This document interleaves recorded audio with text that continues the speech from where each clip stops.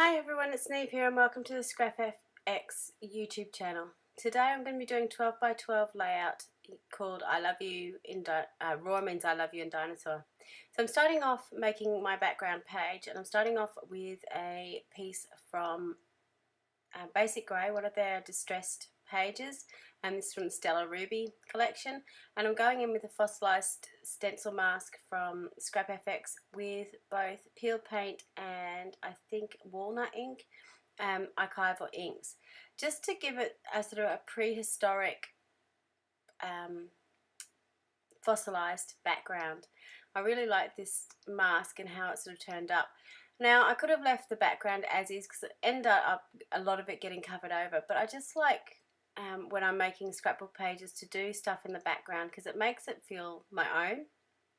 And I do tend to find that I'm using a lot of these distressed backgrounds and just adding to them as I go along. I find that I really enjoy the look of them. So I'm going in with a chevron stamp, again one of the new releases for this month, and using the fossilized amber ink pad, which was fortuitous because we're looking at those prehistoric type patterns. This is the mark making stencil, and I liked this sort of random pattern that kind of reminded me of skin, reptile skin, so I thought that would be good in the background as well, sort of combining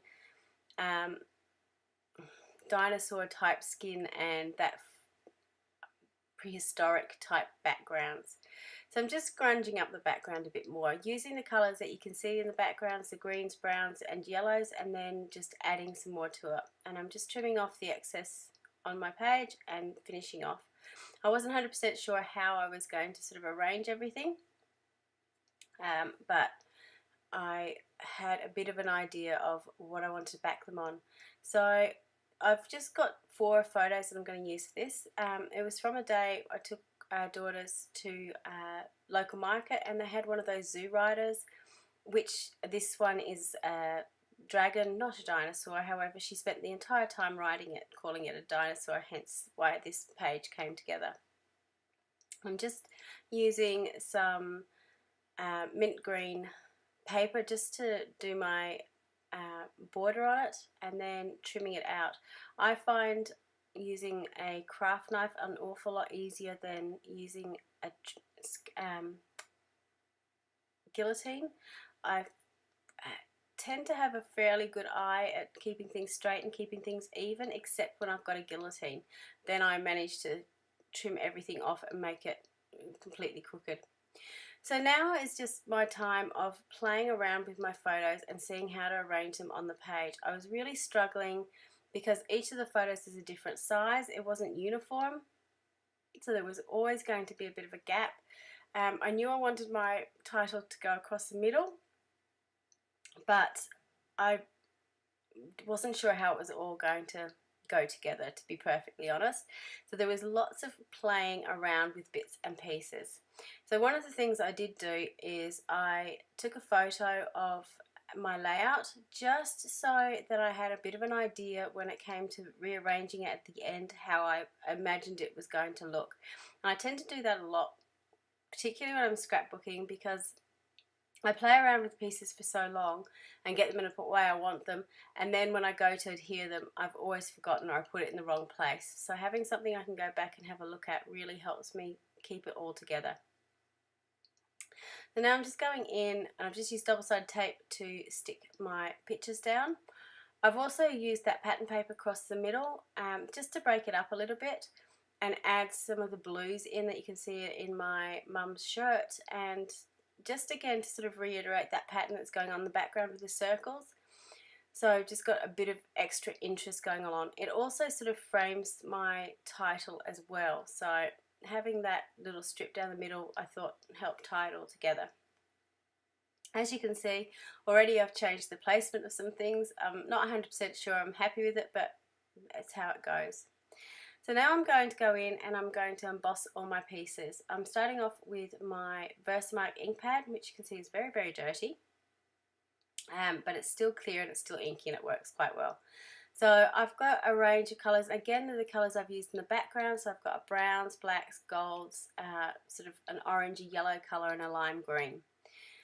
And I'm doing a few coats, 2 or 3 coats on each of them to get a nice thick enameled look on my page, and to make sure that everything comes up pretty well.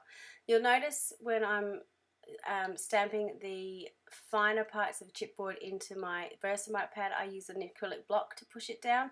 The reason for that is if you use your fingers, you can bend the chipboard and break it, or sort of bend it out of shape. So by using something that will put pressure over the entire piece, will help it all sort of stay together. Now you can see the more you emboss, the hotter your heat gun is, the faster it will emboss. And I'm just doing this warm on warm, so it's really important when you're embossing that you layer it up while it's still warm. If you let it cool and put the Versamite pad in and then reheat it again, you've got a layer of ink in between, which means things can chip off really easily. If you bond it while it's still warm, it's one thick layer, so it's not going to chip off as easily. When it was still warm in the final layer, I sprinkled in some contrasting colour, so I used the green on the brown.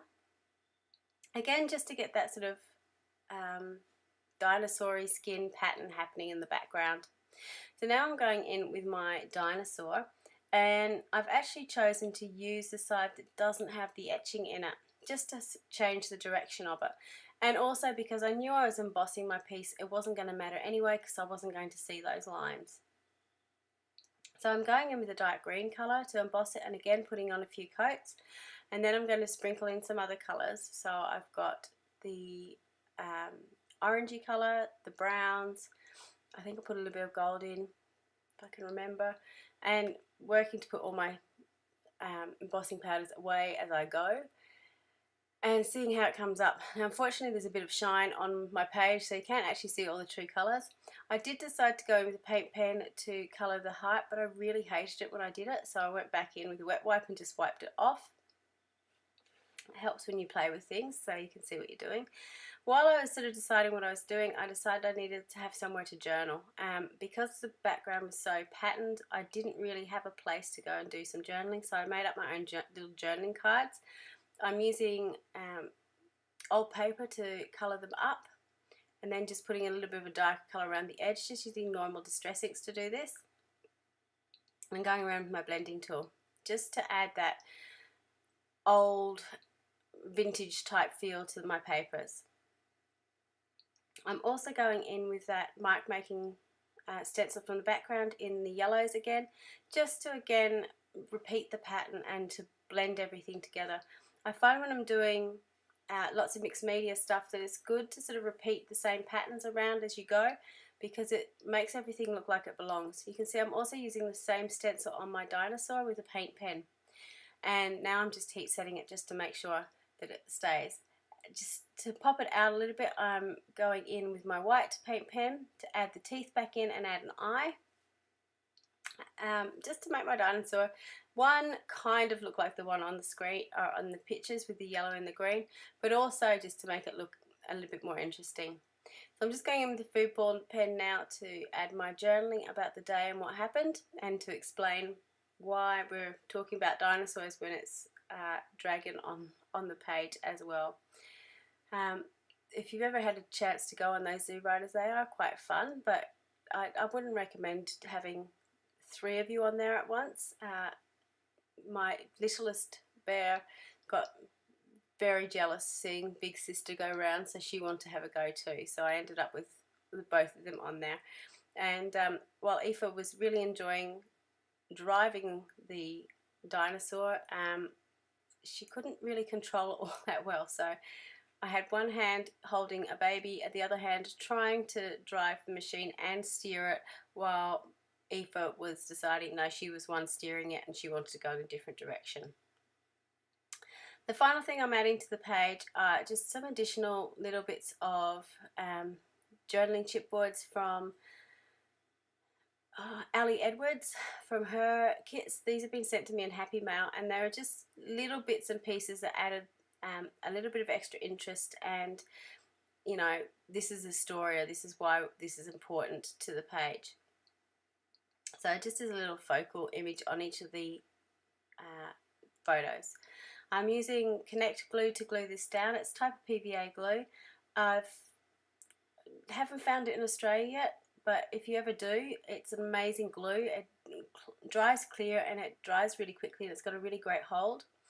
I'm also going in with the licensed quill pen from Jane Davenport, which is a permanent pen, but it's got a really nice brush on it, so I could draw straight over the embossing ink or embossing powder. And some people I know are a bit afraid to sort of do anything. Once you've embossed, that's it, but you can do all sorts of things over embossing. You can use rub-ons, you can use your paint pens, you can use permanent markers over the top of them, so you can really make any embossing your own by adding some extra interest to it.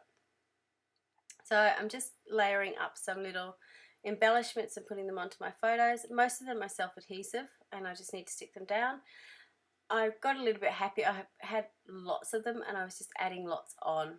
But this is the finished page, my little dinosaur and the Rawwr I love you.